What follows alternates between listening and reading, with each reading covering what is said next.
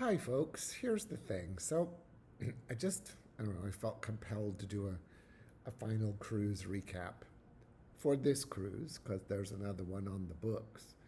There might be two on the books for the end of the year. Anyway, so as I said in my last video that was on board the Freedom of the Seas, um, it, this trip proved to me what I can and can't do. It was really interesting, just kind of making sure that I keep myself in check and understand what what my limitations are now. I will tell you the last night that we were in the casino, because that's where I spend most of my time on a cruise ship, either in the theater or in a casino. And you're welcome for my coffee cup. Um, I typically play three card poker, blackjack, and roulette. I had there was this guy on the cruise that also bet on number 17. My numbers on the roulette wheel are 8 and 17 for my birthday. He was trying to hit 17, and I was trying to hit 17. He hit it a couple of times while I was sitting across from him in the casino at a different table. And so I walked over and I'm like, all right, it's our last night, so I'll play for a little bit. He only played for maybe two spins on the roulette wheel. And and then he left. It hit the next spin twice in a row, which was very lucrative for me. Which was good because it made up for some of the losses that I had over the course of the week, which is perfectly fine. You know what? If MS has taught me nothing else, life is too damn short, and you should do with your money what you want to do and what makes you happy. And gambling in a cruise ship casino makes me very happy. I don't know that I've ever won huge on a cruise ship, maybe once, but that doesn't matter. Anyway, so so that happened on the roulette table. And then I went over to a blackjack table that I was playing, and it was just me and my dealer, Yuli, Yuli. I think she pronounced it Uli. She was super cute and really fun and really engaging. So, and it was just the two of us. So she deals me two eights. The book always says split aces and eights. So I split them. I get a third eight. So I split that.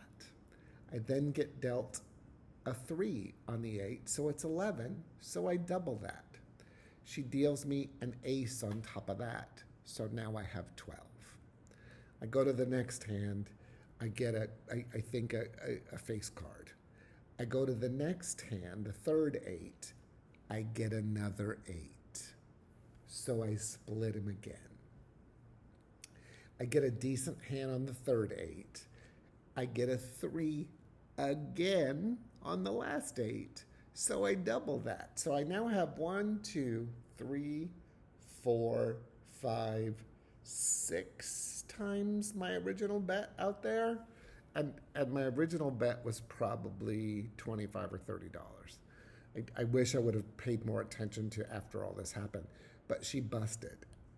And it was just like, that encapsulated what I love about table games in a casino.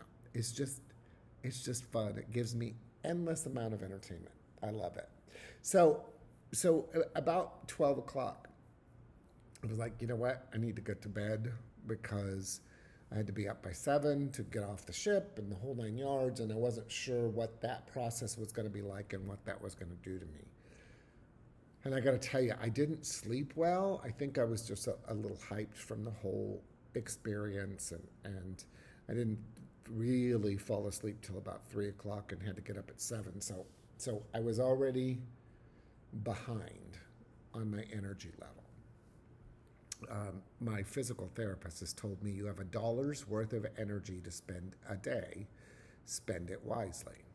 So I started probably 2 bits back from not getting enough sleep. Got up, went and had croissant and some fruits at the Cafe Promenade and some coffee. Went back and then had to walk the gangplank to get off at the ship. And then got to the shuttle, took that to Miami. I had changed my flight while I was on the shuttle bus and didn't reconcile that I had asked for wheelchair assistance, and it just wasn't top of mind. So I started walking through security and trying to get to my gate. And I'd forgotten how long the Miami airport is. Like, it's a very, reminds me a little bit of O'Hare in that it takes forever to get anywhere. And I got to tell you, by the time I got to that gate, man, I was tired. And then the flight was a little uncomfortable. And then, I got home early, which was great. But by the time I got home, I was literally spent. Like, just spent. Like, I'd spent $3.50 instead of $1. And I'm still making up for that. I'm still tired. But back to work tomorrow. Back to work a little more rejuvenated and with the fact that the pride I have of that I did it. It's interesting. I was watching some YouTube videos on my ship last night, and there was whole sections of the ship I didn't see because it didn't have a reason to go there.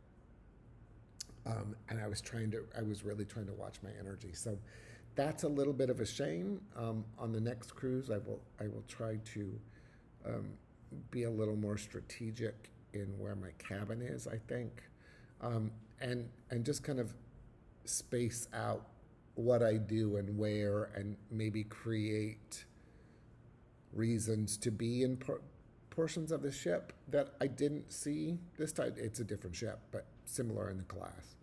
I don't know. Anyway, so that's just my random cruise recap. I read a couple of really, really great books while I was there. I read Brat, an '80s story by Andrew McCarthy, his memoir about being part of the Brat Pack, which I thought was good. It was a little overwritten. He tried very hard to make sure that everybody understood. He had quite the vocabulary, and I appreciate it, and it felt authentic. I wanted it to be a little breezier. And then, based on Doug Fowler's recommendation, I downloaded How Y'all Doing by Leslie Jordan. And oh my goodness, I couldn't recommend that more. It's just a collection of stories that he strings together in just a narrative about who he is. And it's just delightful. It's just delightful. A quick shout out and thanks to everybody for liking these videos, commenting. I'm a little taken aback how much people are rooting for me. It's lovely. I appreciate it. I got more to say, but we'll save that for another video. Peace out. I love you. Get a vaccine. Wear a fucking mask. Don't be a fucking dick.